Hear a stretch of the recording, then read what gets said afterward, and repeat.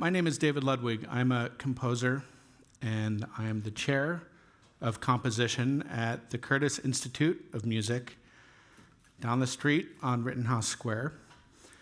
And I am delighted, honored. It is a great pleasure to present to this very august audience as we get set up here for some music. And I'm going to have a very brief introduction. Oh, that's me.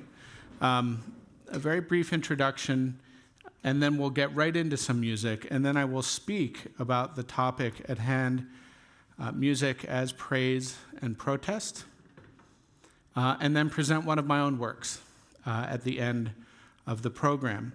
The Curtis Institute is a wonderful institution. It's been around since 1924. It has the lowest acceptance rate of any higher ed institution in the entire United States, perhaps the world. About 3 or 4% of applicants are accepted. It is free. It is a merit-based tuition scholarship for everyone who goes. So it's a very special place.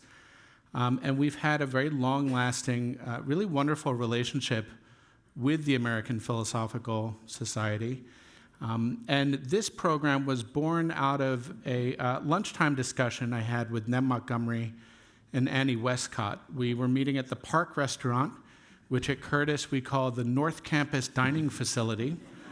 And we got to talking about doing something very special for this very impressive anniversary year. And the idea of music and politics and the intertwining of the two. And that has been very much in the news for the past few years, artists responding to the cultural and environment around them. And thinking about the founders of the American Philosophical Society and their role in politics and their appreciation of culture and art. And our next step after that was thinking about my very good friend and colleague, Mikael Eliasen, who is the director of the Curtis Opera Theater and has been for nearly 3 decades. And Mikael produced a just extraordinary program this year and last called You Have to Be Carefully Taught.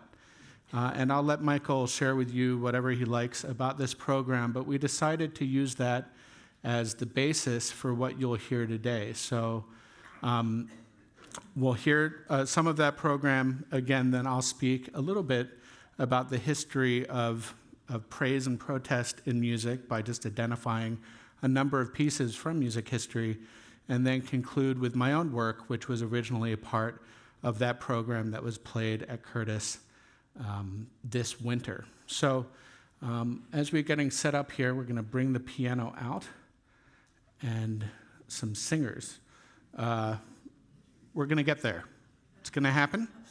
And when we do, it will be my great pleasure to introduce Mikael Eliasen and 4 of his absolutely wonderful singers from the Curtis program. So we're going to move this piano out and take it from there. Thank you.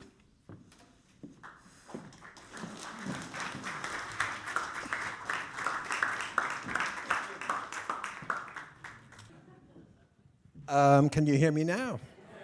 Oh, thank God for technology. So I was saying that I was sitting with David Ludwig at Park, and he asked me if I would participate in today's events. I had put together a concert probably around the time of the presidential election, the last one. And I called this concert, You Have to Be Carefully Taught to Hate. Some of you might know this song. Some of you might know a great, great American musical called South Pacific, which was one of the first great Broadway shows that dealt with racism. We tend to forget that because we think of Some Enchanted Evening. But this is the song that really is what the essence of South Pacific is about. So I use that song as a little pop-up song. The concert is about an hour and a half long.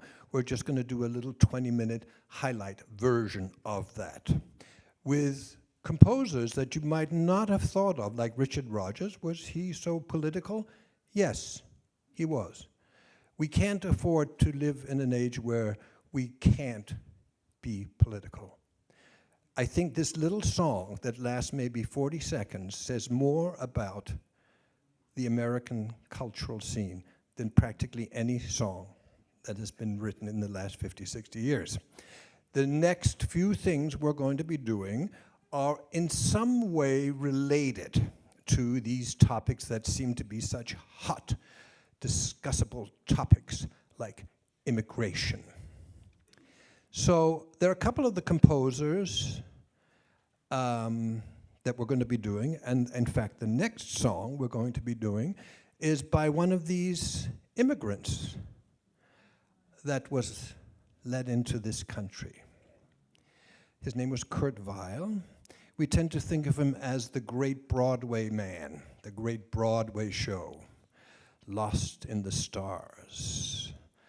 Those September song, remember that song? These are all Kurt Weill, a Jewish immigrant who fled first to Paris, then to New York, and became one of the great Broadway writers.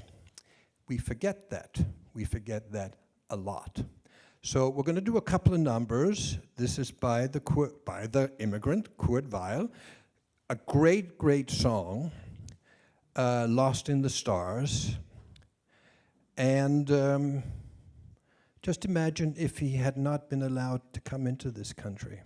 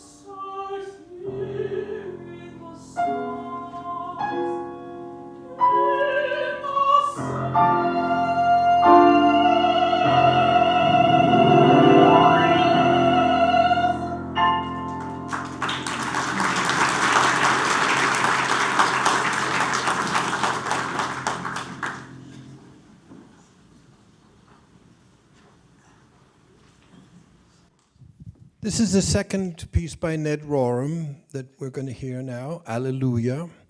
The first piece we heard was the drum. That was to a text written in the 17th, 18th century, where even then they loved to parade the military. Maybe it's just something that we like to do. I chose this Alleluia, which is really a praise of Yahweh, of God. Could be a praise for any God. Ned Rorem is a wonderful, wonderful composer. He was the teacher of David Ludwig. He has written some of the most amazing American songs, but also he was politically very, what we would call, maybe, what I would call, on the right side, meaning on the good side, whatever that means. As a Quaker, he said always that he was raised that there is no alternative to peace. There can only be peace. So this Alleluia, which was one of his earliest works, I think you can fantasize in your heads whatever you want about that Alleluia.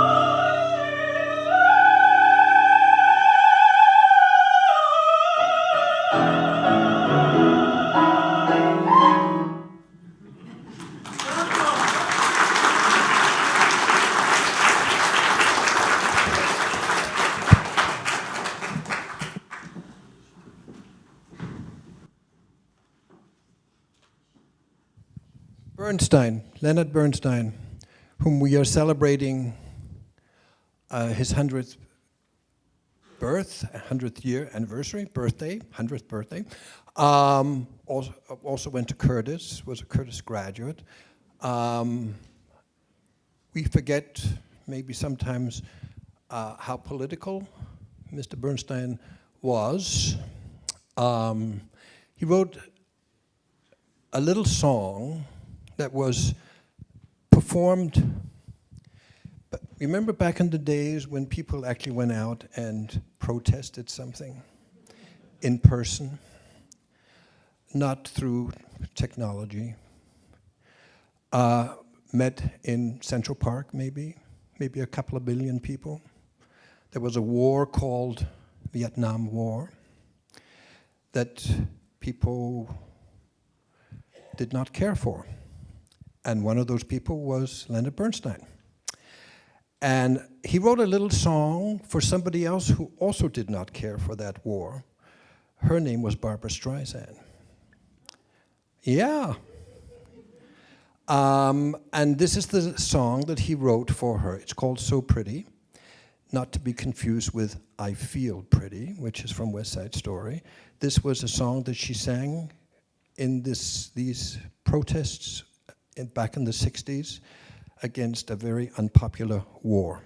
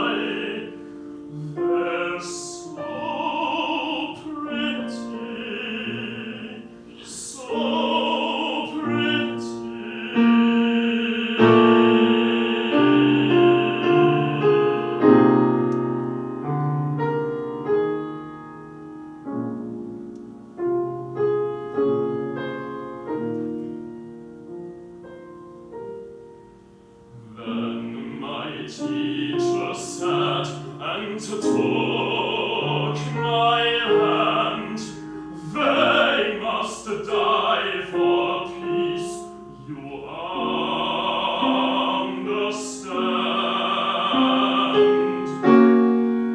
But they're so pretty, so pretty.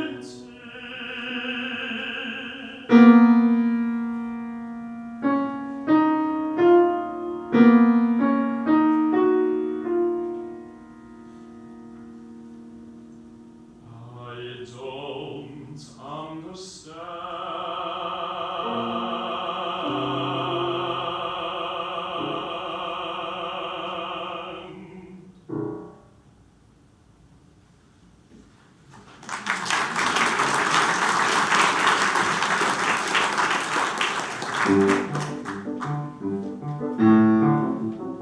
You've got to be taught to hate and fear. You've got to be taught from year to year. It's got to be dropped in your dear little ear. You've got to be carefully taught. You've got to be taught to be afraid of people whose eyes are oddly made and people whose skin is a different shade. You've got to be carefully taught. You've got to be taught before it's too late. Before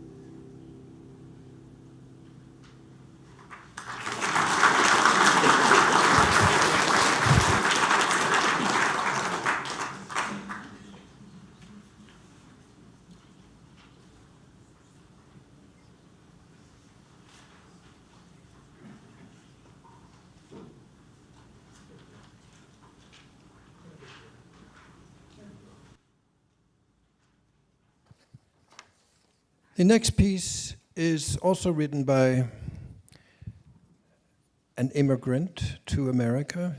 His name is Menotti, one of the great theater composers. I'm happy to report also went to Curtis.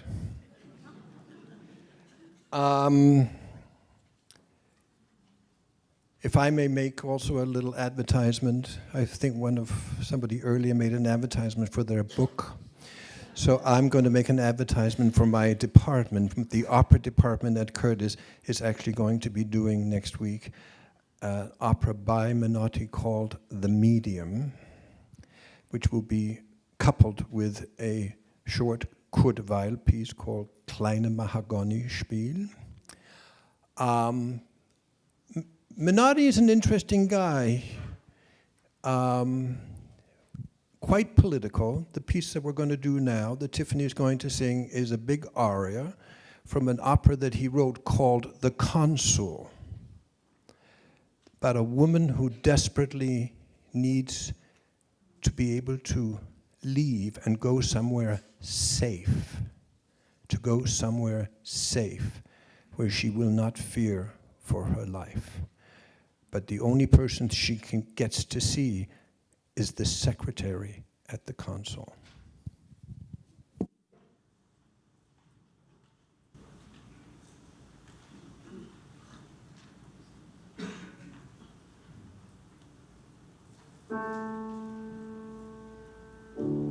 To this we've come, that man without a word from motion for him who drowns at sea.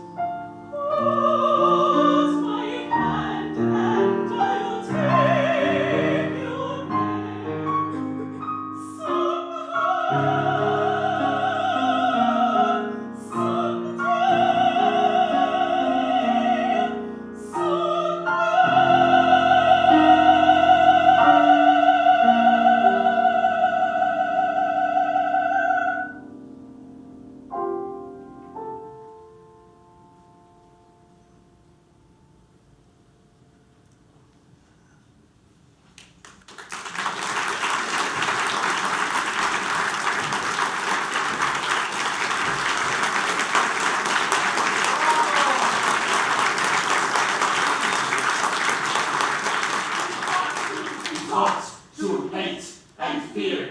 You've got to be taught from year to year. It's got to be drummed in your dear little ear. You've got to be careful, be taught.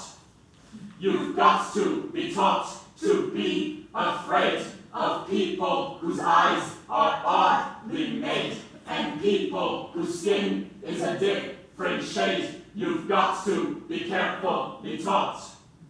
You've got to be taught before it's too late, before you are 6 or 7 or 8. To hate all the people your relatives hate. You've got to be careful, be taught. You've got to be careful, be taught.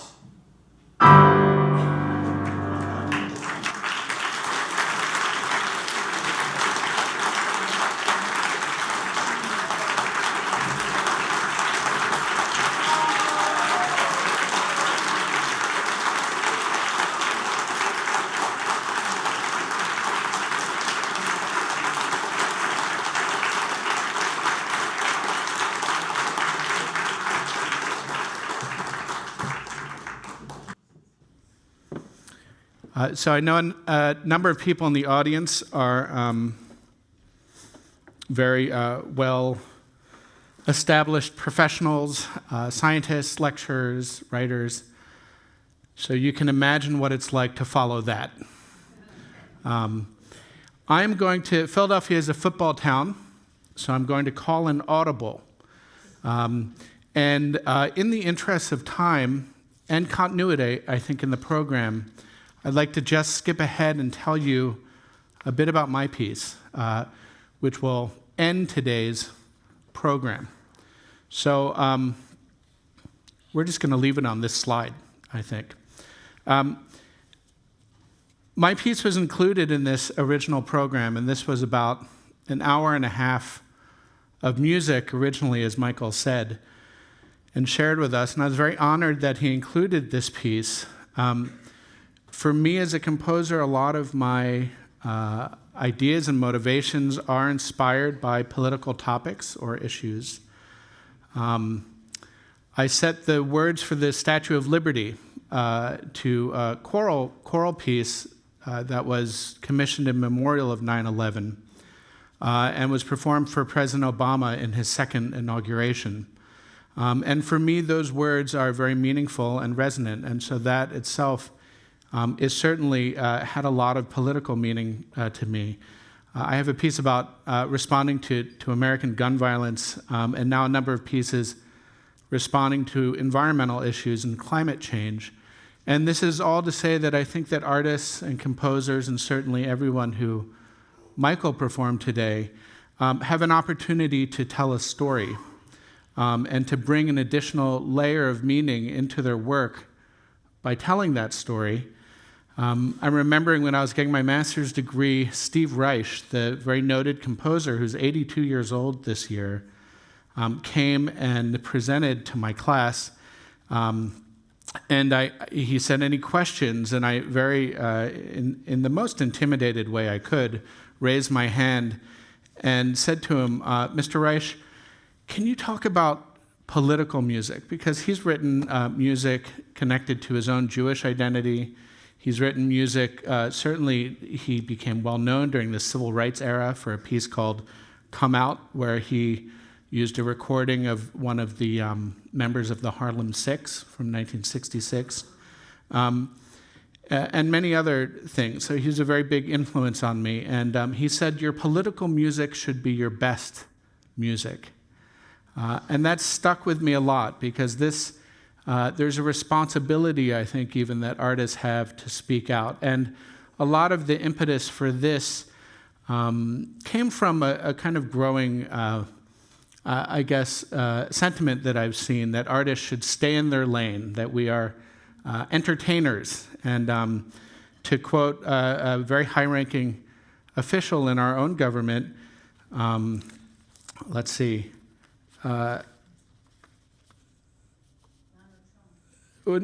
no, but someone close to the president. She tweeted, because Twitter, of course, is our our most important medium now. She tweeted, "Don't ruin great music with trash. Some of us love music without the politics thrown into it." This was in response to the 2016 Grammys. That's woefully ignorant of history, going back as far as we have recorded music. We have music of praise and music of protest. So the piece that will be performed for you now, this last piece, is called Our Long War, and it's a collaboration with a poet that I work with named Katie Ford, who was teaching at Franklin and Marshall. Now she's at, I think, UC Irvine. I met Katie, and she through an artist colony, and she brought me a number of poems, and you have with you, many of you, the poem that was set. It's a longer poem, and the piece is about 9 minutes long. I wanted to start the song with the sound of a kind of record scratch. The sound of, in the movies or TV, when someone enters a room and you hear this sudden jarring sound, everyone stops and looks at the person to get the attention of the audience. And this first part of the poem, Katie calls, is like a litany, very influenced by the wartime poetry of Walt Whitman and the biblical imagery that she studied intensely. If we are at war, let the orchard show it. Let the pear and fig fall prior to their time. And what she's calling for, essentially, is acknowledgement of war as we live in our very comfortable space here in the United States. The wars abroad, acknowledging the impact and asking in this kind of litany of plagues, fairly minor plagues, that when we lean back in our chairs, maybe the balconies crack a little bit. The equations of the mathematicians must each come wrong. Apologies to all mathematicians here. I know there are many. And going through that, and that's the first part, and you'll hear this kind of tolling bell in the music to reflect all of the imagery of what tolling bells mean. And that grows to a climax, a kind of plea or a wailing prayer that the singer, Tiffany, will offer, and then turns. But still our horses ripple their flanks, and the orange groves and the bounty and the candy and the juices and the cigarettes, all of the bounty of our lives. And she invokes also the idea of Christmas time. And I always think of this music as like a snow globe turned upside down, and you'll hear little drizzles of snow in the piano. Returning then in the next two stanzas to the opening. And then at the end of the music, this is what really compelled me to this poem. The poet herself says, "Not once have I dreamt of the war," acknowledging her own kind of denial and her own comfort in the safe space of her life, and perhaps the impetus to write this poem to begin with. So we'll do this song. We can do a little Q&A afterwards. I don't know if Michael is available.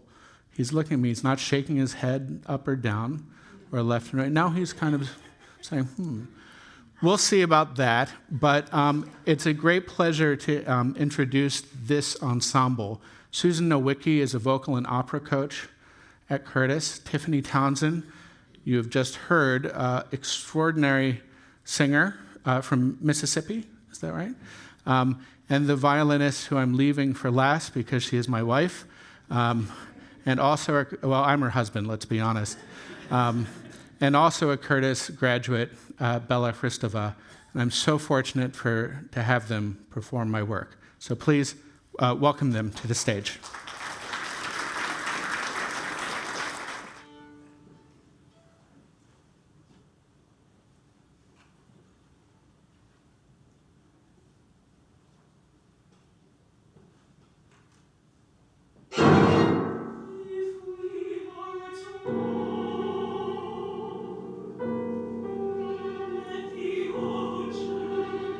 Show it, let the care